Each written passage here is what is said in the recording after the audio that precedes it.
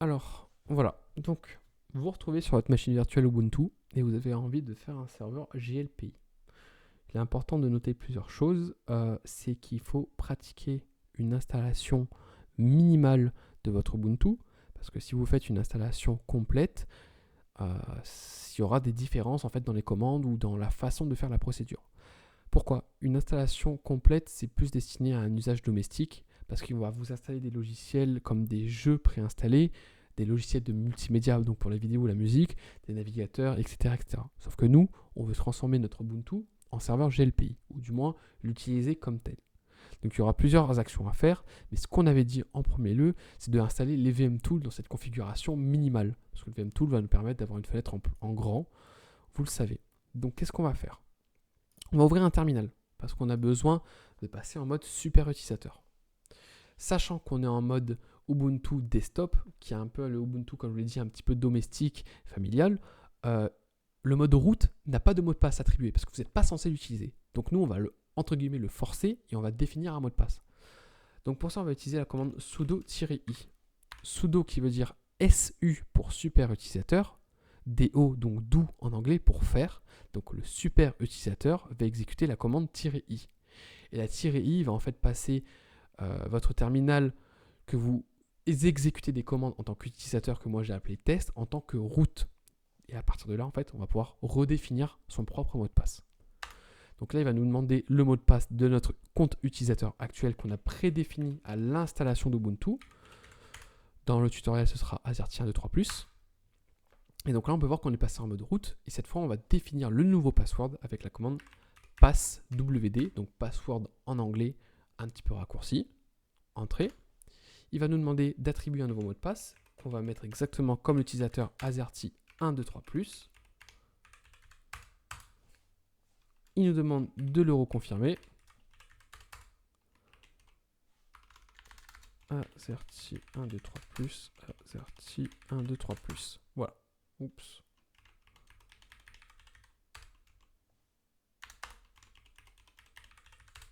Voilà, pardon. Donc le mot de passe a été mis à jour avec succès. Donc maintenant, à partir de là, qu'est-ce qu'il faut qu'on fasse? Il faut qu'on mette à jour notre kernel, notre noyau du système d'exploitation. Pourquoi? Parce que dans l'état des choses, votre Linux est vraiment en 22.04.02, mais basique. Il n'y a pas de mise à jour qui a été faite. C'est comme si vous êtes sur un Windows qui n'avait pas les mises à jour qui étaient faites. Et que quand on va vouloir installer les additions de VMTool, lui va se baser sur un système, enfin sur une mise à jour du noyau qui est supérieure à ce que vous avez actuellement. Donc du coup, ça va pas fonctionner ou créer des problèmes. Compatibilité ou quoi que ce soit, ça va poser des problèmes. Donc du coup, on va forcer la mise à jour à l'aide de plusieurs commandes. Donc la première commande, ça va être sudo, donc super utilisateur faire apt update pour vérifier les mises à jour. Qu'est-ce que ça veut dire? Donc super utilisateur faire apt update. Apt, qu'est-ce que c'est? Ça veut dire Advanced Packaging Tool. Vous avez peut-être remarqué que quand vous exécutez des commandes de téléchargement, d'installation ou quoi, on vous dit souvent lecture du paquet ou décompression du paquet, etc. En fait, c'est tout simplement que Linux fonctionne sous forme de paquet et donc on lui dit d'utiliser cette fonction-là pour faire les mises à jour. Tout simplement. Voilà, donc il va vérifier les mises à jour. Là, il voit que tous les paquets sont à jour. Et maintenant, on va faire une upgrade pour appliquer les mises à jour. Donc ça va être à peu près la même chose. Donc sudo, donc super utilisateur faire avec le Advanced Packaging Tool, upgrade cette fois, pour vraiment mettre à jour via les paquets qui ont été récupérés. Là, il nous dit qu'on est à jour parce que je l'ai fait précédemment car ça prend un peu de temps et que j'ai pas une bonne connexion internet. Mais une fois que c'est fait, c'est impératif de redémarrer sa machine virtuelle manuellement. Donc ce que je vais faire maintenant.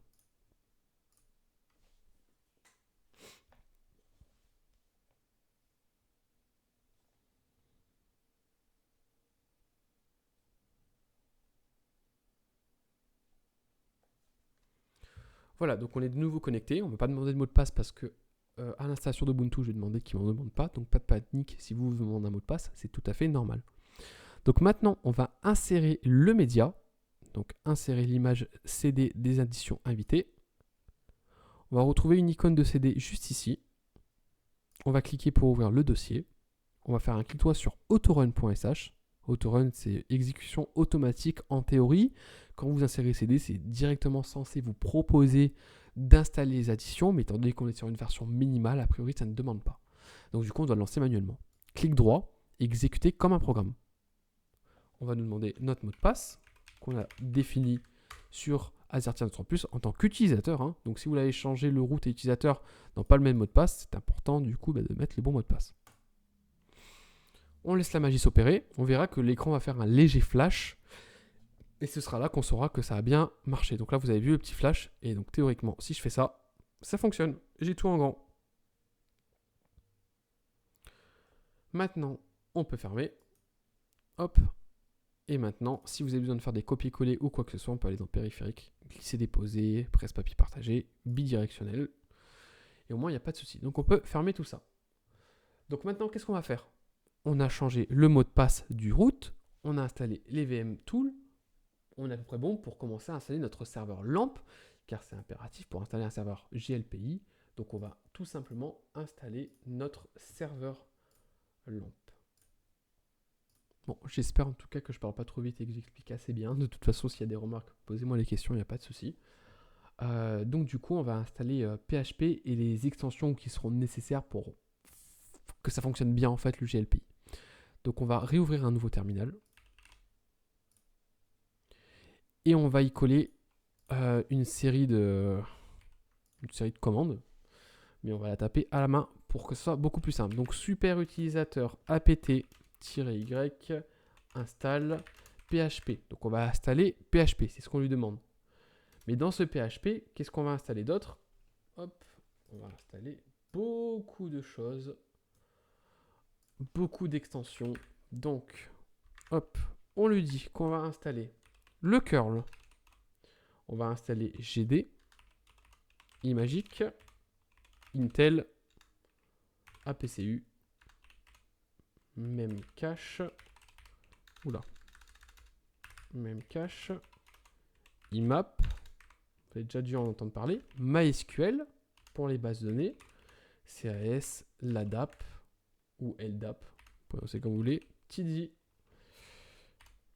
PIR, XMLRPC, PSPL, MBString, JSON, eConvert, XML, JD, IXL, hop, voilà. Donc on lui dit d'installer toutes ces extensions dans la partie PHP, c'est en gros notre serveur LAMP. LAMP qui veut dire Linux, Apache, MySQL et PHP. On demande le mot de passe, on met notre mot de passe. Ça procède à l'installation. On patiente. Donc là, si on regarde bien, on a installé PHP et MySQL déjà, dans ce que je vous ai dit, en plus de PHP, ce que j'ai mis entre les crochets. Et maintenant, une fois que ça sera terminé, on va installer le Apache, car il ne manque que le Apache dans notre serveur LAMP.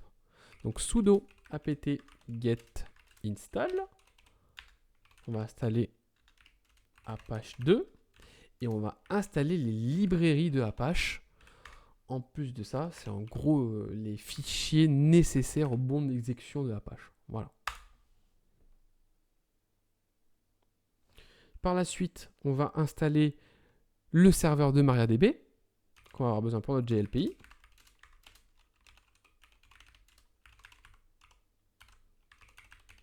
Donc à peu près pareil, hein, super utilisateur, faire l'installation vers l'Advanced Packaging Tool, installer MariaDB Server. OK. Pour trouver le nom des paquets, il suffit de taper tout simplement sur internet MariaDB Linux install. En général, vous trouvez directement la commande.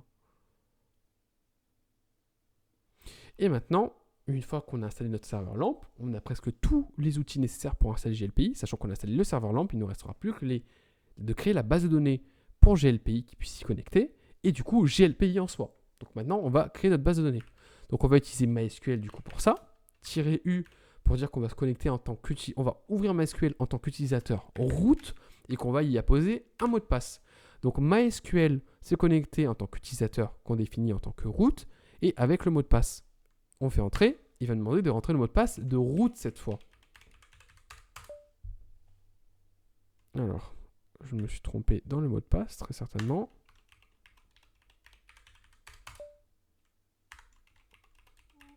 Ok.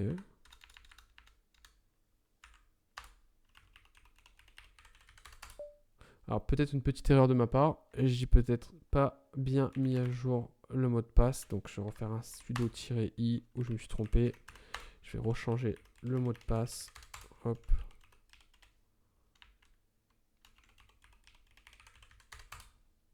Ok, donc cette fois je vais pouvoir refaire la commande. Donc mysql-u au route-p. Voilà, donc cette fois ça marche. Petite erreur de ma part, autant pour moi. Donc maintenant qu'est-ce qu'on va dire? On va dire qu'on va créer, donc create, une base de données, donc database en anglais, qu'on va nommer GLPI test. Et ensuite on va terminer l'exécution de la commande avec le point virgule. Donc créer base de données avec le nom doc. Entrée, donc ça l'a bien créé. Maintenant on va créer un utilisateur de cette base de données qu'on va appeler GLPI test, qui va se connecter à localhost, car notre serveur est hébergé sur notre machine Linux, donc le localhost qui équivaut au 127.0.0.1, et du coup on doit le préciser avec le arrobase, donc glpi.test vers localhost, c'est ça en gros que ça veut dire. Et on va dire qu'il est identifié, donc identified by, par un mot de passe qu'on va rentrer par des guillemets. Vous savez, pas les guillemets à 2, mais les guillemets à 1. Donc on va mettre par exemple, le mot de passe, ça va être azerty 1, 2, 3. Et on termine par le point virgule. Donc je récapitule, on va créer un utilisateur dans la base de données GLPI test qui s'appelle GLPI test, qui est identifié par le mot de passe qu'on aura défini en tant que azerty 1, 2, 3. Entrée. Ensuite, on va grant all privileges, désolé pour mon accent anglais, on GLPI test .étoile to GLPI test à localhost. Qu'est-ce que ça veut dire? Grant, c'est autoriser. All, tout, privilège, tous les privilèges sur GLPI test, qui est donc notre base de données. Le point et l'étoile, ça veut dire à toutes les tables et les colonnes de la base de données pour l'utilisateur GLPI test. Voilà. Peut-être un petit peu compliqué à comprendre, mais autoriser tous les privilèges en gros de l'utilisateur, de la base de données pardon, GLPI test à l'utilisateur GLPI test. Entrée. Et maintenant, on va mettre à jour les privilèges parce que ça ne se fait pas automatiquement. Donc flush pour mettre à jour les privilèges. Est-ce que j'ai oublié le nap? Ouais, je me suis trompé. Privilège, pardon. Hop, voilà. Et maintenant, on peut quitter MySQL, MariaDB, pardon, excusez-moi, car on n'en a plus besoin. Donc maintenant, on a installé notre serveur LAMP, on a créé notre base de données. Qu'est-ce qui manque? Il manque maintenant de télécharger et de installer GLPI. Et pour ça, on va avoir besoin d'un utilitaire qui s'appelle wget qui permet de télécharger des fichiers via un terminal, via en ligne de commande en gros. Et cet utilitaire s'appelle wget. Donc comme d'habitude, sudo en tant que super utilisateur, je veux avec l'utilitaire avancé de paquet, get pour obtenir, -y c'est pour confirmer l'installation de wget. Entrée. Super, ça c'est fait. Et maintenant, on va faire wget. Et maintenant, le lien de GLPI qui est à jour. Donc, on va se rendre sur Internet. On va se rendre sur GLPI download. On va essayer de se rendre sur le site officiel. C'est celui-là. Et on voit que la dernière version, c'est 10.0.7. On va faire un clic droit ici dans téléchargement. Copier le lien. On va copier le lien ici. Donc wget, donc télécharger à partir de machin machin, ici. Donc on fait entrée.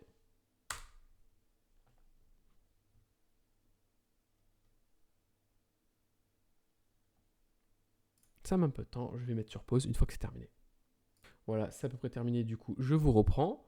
Donc maintenant on a téléchargé le fichier, mais on voit qu'il est en extension TJZ. Donc TJZ c'est un format compressé de fichier qui équivaut du coup au point zip, au set zip ou au point rar. Donc maintenant ce qu'il va faire, c'est qu'il faut le décompresser.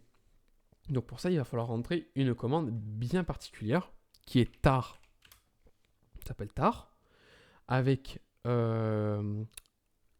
la syntaxe XVF qui veut dire X pour extraire, V pour le mode verbose et F pour le mode fichier. Donc en gros, on lui dit tar décompresser un fichier avec le mode verbose. Le mode verbose, c'est en gros quand vous avez toutes les informations de ce que vous faites. C'est-à-dire que vous allez extraire, exemple, un fichier compressé qui a plusieurs fichiers à l'intérieur. Donc votre fichier .zip, par exemple, a le fichier 1, 2, 3, et dans ce fichier, dans ce fameux dossier, il y a encore un autre dossier avec d'autres photos qui sont 1, 2, 3, 4, 5, 6, 7. Et en gros, le mode verbose va permettre de vous expliquer qu'il est en train de décompresser 1, 2, 3, puis ensuite le dossier, et dans ce dossier 1, 2, 3 aussi. Voilà, ça vous permet d'avoir un retour, en gros, sur ce que vous êtes en train de faire. Donc, je récapitule, extraire en mode verbose le fichier qu'on va maintenant définir. Donc, on a téléchargé le fichier qui s'appelle glpi-10.0.7.tjz. Donc maintenant, on va juste à recopier glpi-10.0.7.tjz. Comment j'ai fait pour taper rapidement glpi machin machin? En fait, il suffit de taper les premières lettres du fichier et d'appuyer sur tab. Et tabulation en fait permet de compléter automatiquement le fichier. Enfin, la saisie plutôt. Voilà. Maintenant, il y a juste à appuyer sur entrée. Et donc, comme je vous disais, ça vous montre tout ce qu'il est en train de décompresser. Et là, c'est terminé. Donc maintenant, il faut déplacer le dossier de glpi dans le répertoire adapté.